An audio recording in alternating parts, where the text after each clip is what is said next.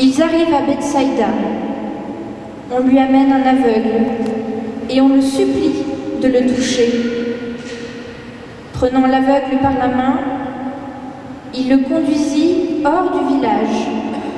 Il mit de la salive sur ses yeux, lui imposa les mains et lui demandait « Vois-tu quelque chose ?»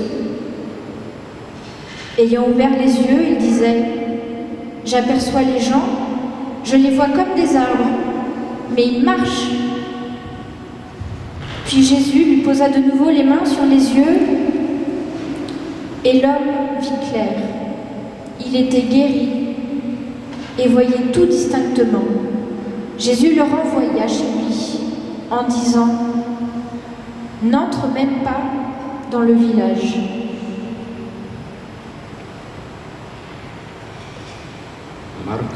Marc chapitre 10, versets 46 à 52. Ils arrivent à Jéricho. Comme Jésus sortait de Jéricho avec ses disciples et une assez grande foule, l'aveugle Bartimée, fils de Timée, était assis au bord du chemin en train de mendier. Apprenant que c'était Jésus de Nazareth, il s'est mis à crier « Fils de David, Jésus, aie pitié de moi !» Beaucoup le rabrouillaient pour qu'il se taise, mais lui criait de plus belle « Fils de David, aie pitié de moi !» Jésus s'arrêta et dit « Appelez-le. » On appelle l'aveugle. On lui dit « Confiance, lève-toi, il t'appelle. » Rejetant son manteau, il se leva d'un bond et il vint vers Jésus. S'adressant à lui, Jésus dit « Que veux-tu que je fasse pour toi ?»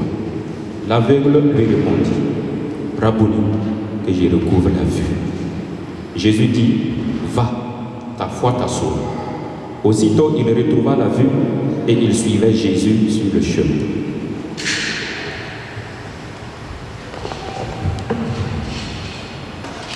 Et aussi parce qu'ils se font écho dès lors qu'ils commencent exactement de la même manière, respectivement, et ils arrivent à Bethsaïda et ils arrivent à Jéricho.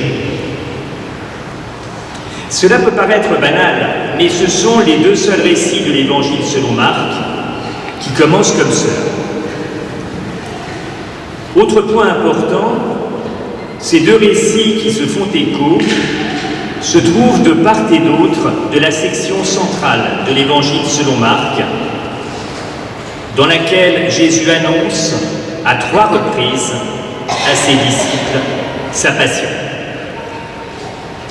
Cette annonce, répétée par Jésus de sa passion, suscite à chaque fois l'incompréhension des disciples, qui soit refusent cet horizon, cette destinée ou ce chemin pour leur maître, soit réagissent d'une manière qui exprime qu'ils sont complètement à côté de la plaque, s'inquiétant de savoir, alors même que Jésus parle de don de soi, d'abaissement ou encore de service, s'inquiétant donc de savoir qui est le plus grand, ou qui siégera à sa droite et à sa gauche dans son royaume. Il faut se souvenir de ce contexte pour comprendre nos deux textes.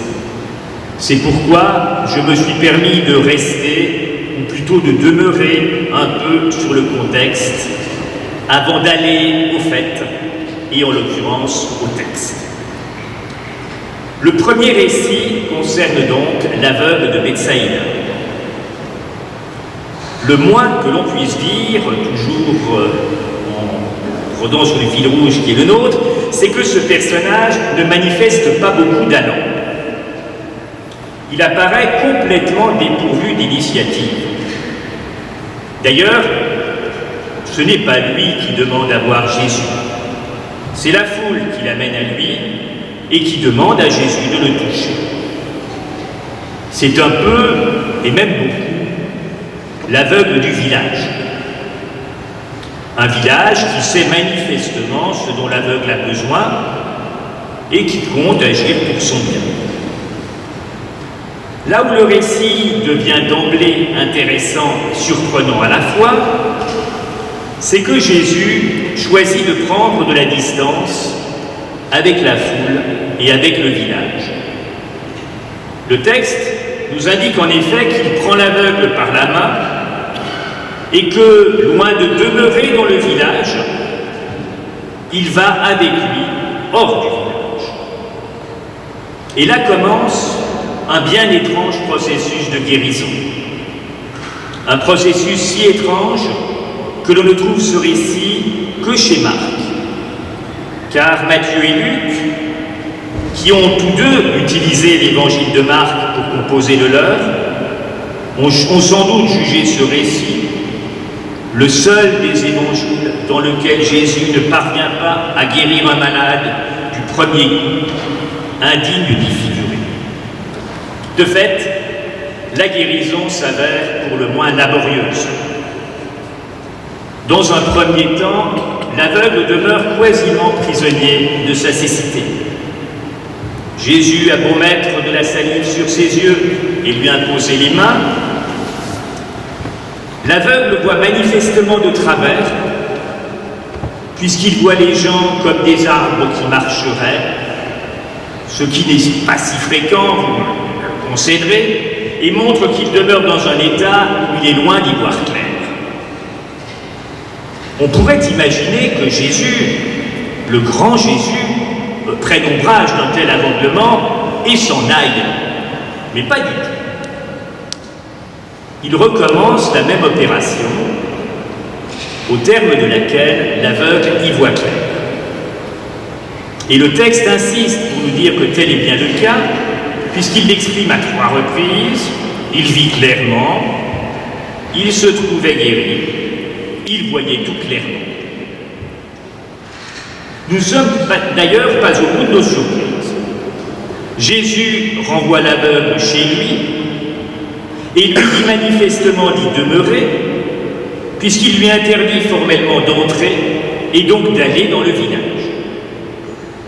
C'est comme si le village était la source de cécité de l'aveugle, et comme s'il fallait absolument mettre ce dernier en garde contre le village en question, dont Jésus a déjà pris soin de l'éloigner avant de le guérir.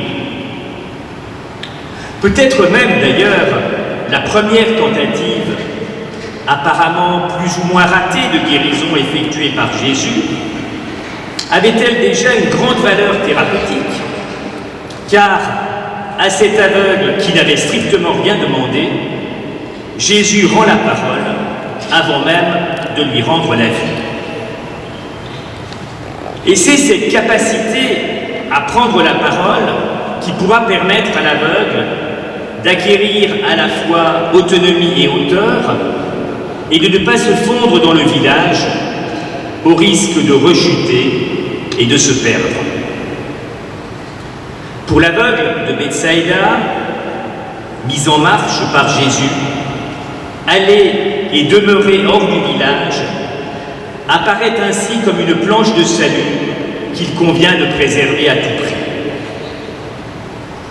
Et cette guérison progressive, laborieuse, de l'aveugle de Bethsaïda prend tout son sens à l'endroit où elle se trouve dans l'évangile selon Marc.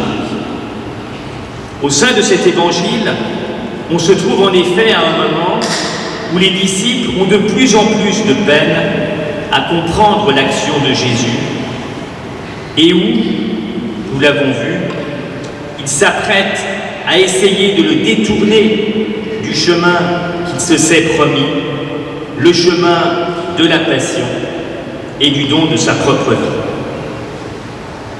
C'est aussi le moment où, avec une patience infinie, Jésus s'apprête à 3 reprises à expliquer aux disciples que la passion sera bel et bien son lot, mais aussi le leur, dès lors que sa destinée glorieuse passe par la croix, et qu'il n'est, pour tout disciple, d'autre choix que de le suivre sur ce chemin.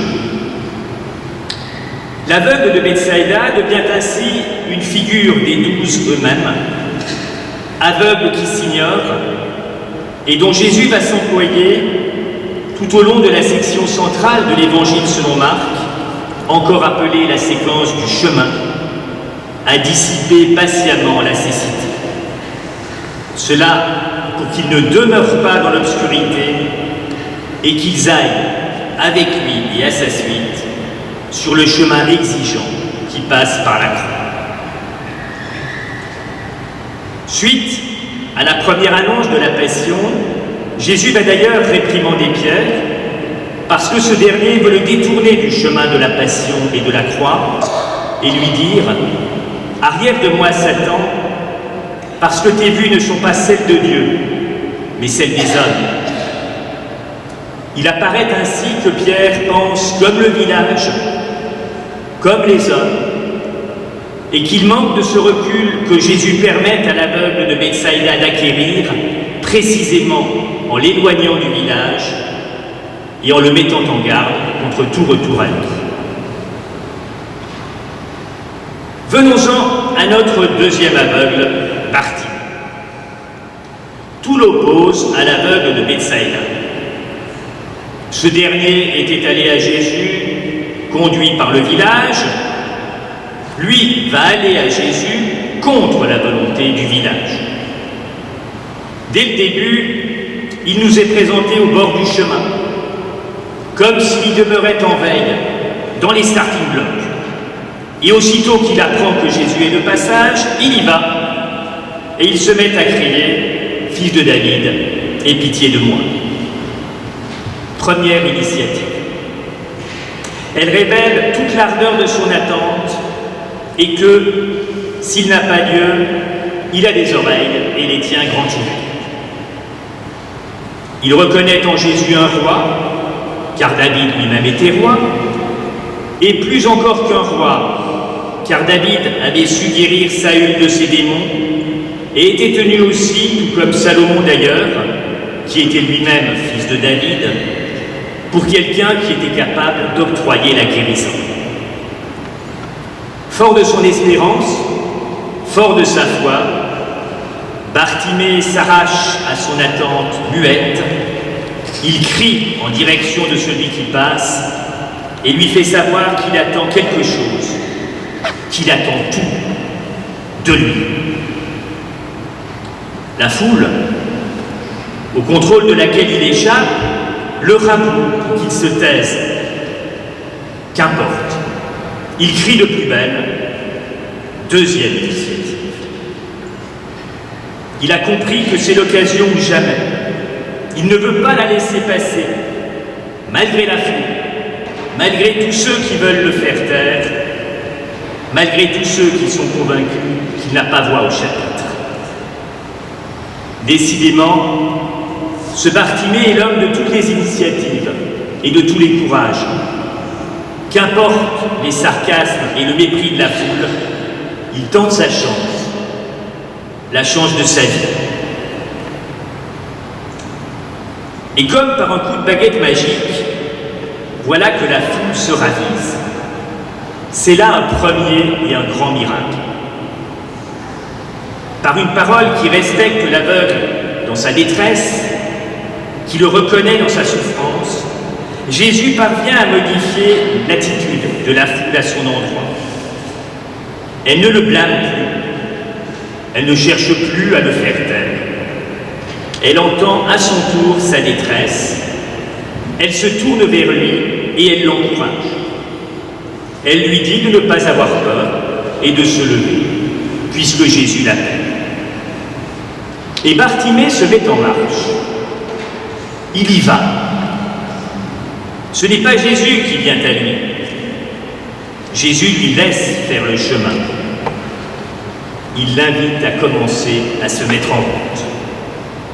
Et une nouvelle fois, Bartimée en rajoute, par une troisième initiative. On l'a prié de se lever. Il ne se contente pas de se redresser. Il bondit. Et au passage, il se débarrasse de son manteau et de sa tunique. Le texte indique à ce moment-là que Jésus lui répond, alors que Bartimée n'a strictement rien demandé. C'est sans doute que la démarche de ce dernier est si parlante que Jésus ne peut que répondre. Il lui demande en fait ce qu'il veut qu'il fasse pour lui, et Bartimée lui répond qu'il souhaite recouvrer la vue. 4e initiative. Et là, Jésus ne se contente pas de lui dire « Sois guéri de ta cécité », il lui dit « Va, ta foi t'a sauvé ». Il ne recourt pas au langage de la guérison, mais à celui du mouvement, de la foi et du salut. Il lui dit donc d'aller, ou plutôt de s'en aller, dès lors que sa foi l'a sauvé. Cette fois, ce sera la 5e et dernière initiative de Bartimée, on nous dit que l'aveugle fait exactement l'inverse de ce que Jésus lui a demandé. Le texte nous dit en effet que, au lieu de s'en aller, il suit désormais Jésus sur le chemin. Sa dernière initiative conduit ainsi Bartimée à rejoindre le camp des disciples et à faire précisément ce que Jésus a demandé un peu plus tôt aux siens, se mettre en chemin derrière lui, le suivre. Et suivre Jésus sur le chemin, ce n'est pas rien. C'est même, rappelons-le, tout à fait essentiel dans l'Évangile selon Marc. C'est aller jusqu'où Dieu conduira Jésus dans son amour pour les humains, jusqu'à la croix, où, contre toute apparence, le Fils vaincu est vainqueur. Suivre Jésus, c'est donc s'engager sur ses traces en étant prêt à se charger de sa propre croix. Et dans l'Évangile selon Marc, comme dans les autres d'ailleurs, aucun disciple ne parvient à accompagner Jésus jusqu'au bout de sa passion, puisque tous s'enfuient lors de l'arrestation de Jésus, seules les femmes se tenant encore au pied de la croix, avant de faire défection à leur tour au matin de Pâques. Bartimée est donc bien une figure extraordinaire, idéale. Le récit ne nous dit rien de ce qui lui est arrivé, de la manière dont il a pu suivre Jésus sur le chemin, puisqu'il n'est plus question de lui nulle part dans l'Évangile. Et pourtant, en tant que lecteur, nous pouvons l'imaginer suivant bel et bien, quant à lui, Jésus sur le chemin. De part et d'autre de l'arrêt de Jésus, qui a interrompu sa propre route pour écouter l'appel de celui qui se trouvait au bord du chemin, s'est ainsi produit un singulier changement de situation. Celui qui au début demeurait assis, aveugle, au bord du chemin, va désormais à la suite de Jésus, à la fois sauvé et guéri sur le chemin. Le vocabulaire de la guérison a été relayé par celui de la foi et de la suivance. Le récit parle dès lors non seulement de guérison, mais aussi d'autre chose, ou de plus que cela, d'un engagement total à la suite de celui qui se dessaisit de sa vie pour tous les siens et qui ainsi ouvre paradoxalement le chemin de la vie. Nous voilà donc parvenus au bout de ces deux récits, mais pas au bout du chemin. Et pour poursuivre ce chemin, il nous faut, comme les acteurs de ces deux récits, et avec eux, nous déterminer, tout en étant appelés à nous reconnaître en l'un ou en l'autre. Certes, nous sommes d'abord invités à nous reconnaître en Bartimée et à nous identifier à lui. Homme en attente d'abord, qui ne veut pas demeurer dans son état de cécité et qui compte sur Jésus pour surmonter cet état de cécité. Homme de toutes les initiatives aussi, de tous les élans, pour rejoindre Jésus, pour aller à lui, comme illustre l'image pleine de force du vêtement qu'il abandonne. Homme prêt à toutes les initiatives, enfin, pour aller durablement à la suite de Jésus sur le chemin. Bartimée est en quelque sorte la figure du disciple idéal qui se lance à corps perdu, en quête, puis à la suite de Jésus, qui ne demeure pas dans sa cécité, qui va à Jésus pour s'affranchir de cette cécité et qui ensuite demeure auprès de lui sur le chemin où il faut aller à sa suite. Aux antipodes, à bien des égards de Bartimée, l'aveugle de Bethsaïda est plutôt le prototype du disciple, beaucoup plus commun, qui a toutes les peines du monde à ne pas demeurer dans sa cécité pour aller jusqu'à adopter les vues de Dieu et non pas celles du village ou des hommes. Nous sommes en fait, toutes et tous, en fonction des moments, à la fois et successivement, l'aveugle de Bethsaïda et l'aveugle de Bartimée. Que Bartimée soit donc pour nous toutes et nous tous un puissant modèle pour demeurer en veille, pour aller à Jésus et pour demeurer en marche à sa suite. Et que, en contrepoids, les miracles que fait Jésus, en rendant patiemment la parole et la vue à l'aveugle de Bethsaïda, qui était prisonnier de la foule, puis en rendant l'ouïe à la foule qui voulait faire taire le pauvre Bartimée, nous amènent à ne pas désespérer de nous-mêmes, car décidément, le Christ est capable de tout pour nous aider à ne pas demeurer en rade, à y voir, à acquérir le recul nécessaire et à être dès lors en mesure d'aller à sa suite sur le chemin. Amen.